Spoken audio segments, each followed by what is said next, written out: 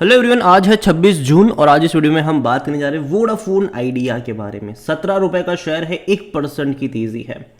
अच्छी खबर निकल कर आई है, बात करेंगे वीडियो में इसके बारे में। लेकिन उससे पहले अगर आपने अभी तक चैनल को सब्सक्राइब नहीं किया है तो प्लीज़ अभी इसे सब्सक्राइब कर लीजिए, क्योंकि आगे भी बहुत सारे वीडियोज़ है जो आपको काफ़ी ज़्यादा हेल्प करेंगे। तो शेयर प्राइस है 17 रुपये का, आज 1% की तेज़ी है। एक महीने में देखो तो अच्छी रफ्तार है। यहाँ पर इलेक्शन के रिजल्ट्स वाले दिन 16 रुपये से गिरकर 13 पे गया था। एक ही झटके में बहुत बड़ी गिरावट थी, ऑलमोस्ट 20% गिर गया था ये। लेकिन उसके बाद फौरन रिकवरी लौटती हुई नजर आई और मैंने तब भी कहा था कि 17 रुपये का लेवल ये बहुत जल्दी दिखाएगा और वो देखने को मिला भी था। जब इसका FPO आया था 11 रुपये पर, तभी मैंने कहा था कि सब्सक्राइब कर सकते हो, कोई दिक्कत यहाँ पर नहीं है। और बहुत जल्दी जो 17 रुपये का रेजिस्टेंस वाला लेवल है उसको ये टेस्ट करेगा।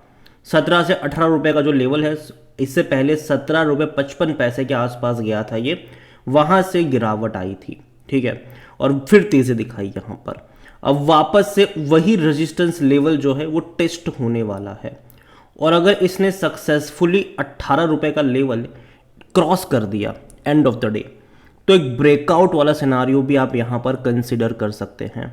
लेकिन वो लेवल क्रॉस होना ज़रूरी है। जिस लेवल पे अभी ये बैठा है वो काफ़ी ज़्यादा इंपॉर्टेंट लेवल है। और जाहिर सी बात है, अच्छी खबर भी यहाँ पर आ गई कि भैया वोडाफोन ग्रुप जो है वो तकरीबन 3,000 करोड़ रुपए इन्वेस्ट करने का प्लान कर रहा है वोडाफोन आइडिया में। अभी हाल फिलहाल में इन्होंने इंडस में अपना स्टेक बेचा है। इंडस टावर जो है उसमें अपना स्टेक बेचा ज़रूर है। यहाँ पर अगर आप देखोगे तो मोनेटाइजिंग करने का प्लान है इनका अपने इंडस टावर में। तो जो वोडाफोन ग्रुप जो है, वोडाफोन आइडिया अलग कंपनी है, वोडाफोन ग्रुप उसकी पेरेंट कंपनी है, उसने इंडस टावर में अपना स्टेक बेचा है और उसी स्टेक को जो 3,000 करोड़ रुपए है उसको वोडाफोन आइडिया में इन्वेस्ट करने का प्लान ये कर रहे हैं। अगेन ये कंफर्म न्यूज़ नहीं है, ये सारी उड़ती उड़ती खबरें हैं। यहाँ पर अगर आप देखोगे तो अभी हाल फिलहाल में वोडाफोन ग्रुप ने अनाउंस करा था कि वो 18% का जो स्टेक है अपना इंडस टावर में उसको बेचेंगे तकरीबन $1.7 बिलियन में। इंडियन रुपीस में कन्वर्ट को तो 15,300 करोड़ रुपए निकल कर आते हैं ये, तो बहुत बड़ी बात है ये। और जो बेचा गया है वो तकरीबन 315 से 325 रुपए की रेंज के शेयर पर प्राइस से इंडस टावर का जो है उसके हिसाब से यहाँ पर बेचा गया है। And the company said it will use the major portion of the process to repay the large part of the 1.8 billion in outstanding loan borrowing secured against the Indus Tower share। तो बहुत बड़ा जो पैसा है वो कहीं ना कहीं उसका फ़ायदा वोडाफोन आइडिया की कंपनी को होने वाला है। एडिशनल स्टेक जो है वो यहाँ पर खरीदे जा सकते हैं। और ये अगेन ये रिपोर्ट्स कह रही है, ठीक है, अभी भी कंफर्म नहीं है कि जो हिस्सा बेचा गया है इंडस टावर में उसका थोड़ा सा हिस्सा वोडाफोन आइडिया में एज अ स्टेक खरीदने के लिए करा जाएगा, ये कंफर्म नहीं है, ये उड़ती उड़ती खबरें हैं। आज वॉल्यूम देखोगे तो हर बार की तरह बड़ी क्वांटिटी में ट्रेडिंग हो रही है। बाजार जस्ट अभी खुला है और तकरीबन 27 करोड़ के आसपास के शेयर यहाँ पर ट्रेड हो चुके हैं।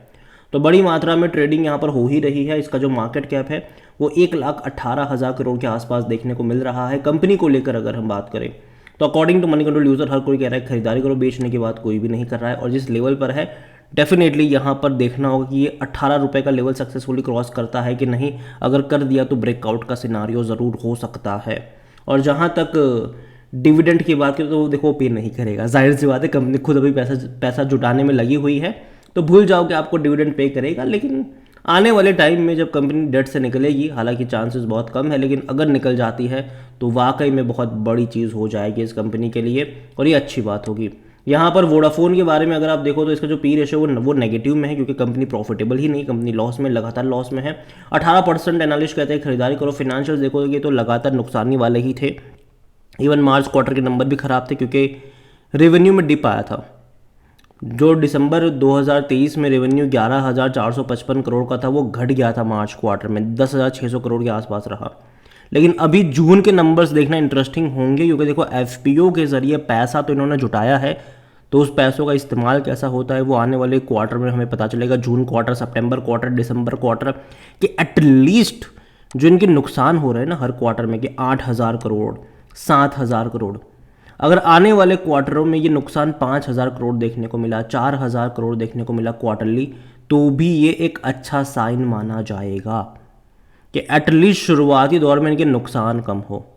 और जहाँ तक बात करी जाए रेवेन्यू को लेकर तो दिक्कत यहाँ पर इनको ये आ रही है कि इनके यूज़र्स जो है वो इनको छोड़ के जा रहे हैं। लेकिन कंपनी अभी जल्द से जल्द जो पैसा इन्होंने जुटाया है उसका इस्तेमाल करने वाली है अपने 5G को रोल आउट करने के लिए, अपने 2G सब्सक्राइबर को 5G में लेकर आने के तो 4G को लेकर भी ये काफ़ी अग्रेसिवली आगे बढ़ते नज़र आएंगे, क्योंकि पैसा आ चुका है, लेकिन अभी भी कम है, लेकिन फिर भी थोड़ा बहुत पैसा ज़रूर आया है। तकरीबन 18,000 करोड़ रुपये FPO से आया है। प्रमोटर अभी कुछ पैसा डालने के बारे में सोच रहे हैं। इतना ही नहीं, लोन भी ले रहे हैं अलग अलग सरकारी बैंकों से, और कुल मिलाकर तकरीबन 15,000 करोड़ के आसपास के लोन लेने की भी खबरें आ रही है। इतना ही नहीं, इन्होंने सुप्रीम कोर्ट में पिटीशन भी दाखिल करी है कि जो इनका AGR ड्यूज़ है उसको कम करा जाए, उसकी फिर से कैलकुलेशन करी जाए, और अगर इनके अकॉर्डिंग डिसीजन आता है तो तकरीबन 40% AGR ड्यूज़ इनका कम हो सकता है, जो भी अगेन एक अच्छी बात होगी इनके लिए। तो ये सारी खबरें हैं। अब खबरों के ऊपर डिपेंड करेगा कि ये कैसे मूव करेगा आने वाले टाइम में। जहाँ तक शेयर होल्डिंग के बारे में देखें तो प्रमोटर की होल्डिंग 38.17% की है। प्रमोटर यहाँ पर दो लोग हैं, एक तो वोडाफोन ग्रुप है और दूसरा है आदित्य बिरला ग्रुप। यहाँ पर अगर हम देखें म्यूचुअल फंड के पास 4.75% का स्टेक है, 0.75% डोमेस्टिक इंस्टीट्यूशन के पास है, 12.13% FIs लेकर बैठे हुए हैं। रिटेल की होल्डिंग देखोगे तो 6.20% की है, अदर पार्टीज 38%, लेकिन इस अदर पार्टीज़ में तकरीबन 33 से 34% का जो हिस्सा है वो गवर्नमेंट के पास है। क्योंकि देखो यार, यहाँ पर सरकार को भी पैसा चुकाना था, इन्हें तकरीबन 16,000 करोड़ से भी ज़्यादा का पैसा चुकाना था AGR ड्यूज़ का ही, और थे नहीं इनके पास पैसे, ठीक है।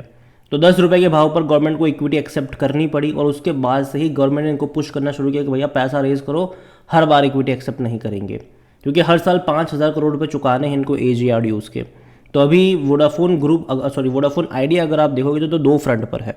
एक तो सुप्रीम कोर्ट में जंग लड़ रहा है कि भैया AGR ड्यूज़ का कम हो जाए हमारा, ठीक है। दूसरी तरफ ये भी है कि हर साल 5,000 करोड़ रुपये AGR ड्यूज़ को चुकाने हैं। अगर इनको राहत मिलती है तो एटलीस्ट ये जो पैसा निकल रहा है ना 5,000 करोड़ हर साल, ये थोड़ा बहुत कम हो जाएगा, और ये इनके लिए अच्छी बात होगी। लेकिन हाँ, ये होना भी ज़रूरी है। तो इसीलिए पैसा जल्द से जल्द रेज़ करा गया है यहाँ पर FPO के ज़रिए, और पैसा जुटाने की कोशिश भी कर रही है अपने एक्सपांशन के लिए। क्योंकि देखो यार, एयरटेल और जियो बहुत तेज़ी से बढ़ रहे हैं, बहुत तेज़ी से, और बहुत सारा पैसा वो लोग लगा भी रहे हैं, प्रॉफिटेबल भी है, ठीक है। और दूसरी बात यह है कि इनके रेवेन्यू मुझे लगता है कि आने वाले टाइम में बढ़ेंगे, क्योंकि कहीं ना कहीं आज नहीं तो 1 महीने बाद, 2 महीने बाद, 3 महीने बाद, 4 महीने बाद जो टैरिफ है वो बढ़ने वाले हैं। इलेक्शन के बाद टैरिफ बढ़ेंगे, उसको लेकर अनाउंसमेंट आ चुकी थी, और अभी भी धीरे धीरे टैरिफ बढ़ने की खबरें अभी तो नहीं आ रही, लेकिन बहुत जल्दी मुझे लगता है कि टैरिफ बढ़ने की हम खबर सुनेंगे, और जिसका कहीं ना कहीं थोड़ा बहुत फ़ायदा वोडाफोन आइडिया को भी मिल सकता है। तो वो चीज़ भी रहेगी यहाँ पर। तो देखिए, ओवरऑल मैं इतना ही कहूँगा कि काफ़ी अच्छी तेज़ी दिखाई है, और अगर आप चैनल को रेगुलर फॉलो करते हो तो FPO के दौरान मैंने कहा भी था कि खरीदारी कर सकते हो। यहाँ पर 17 रुपये के लेवल आपको बहुत जल्दी देखने को मिलेंगे, अब वो देखने को मिल भी चुके हैं। मैं ये कहूँगा कि वेट करो, जिनके पास है वो होल्ड करो, बेचने की ज़रूरत नहीं है।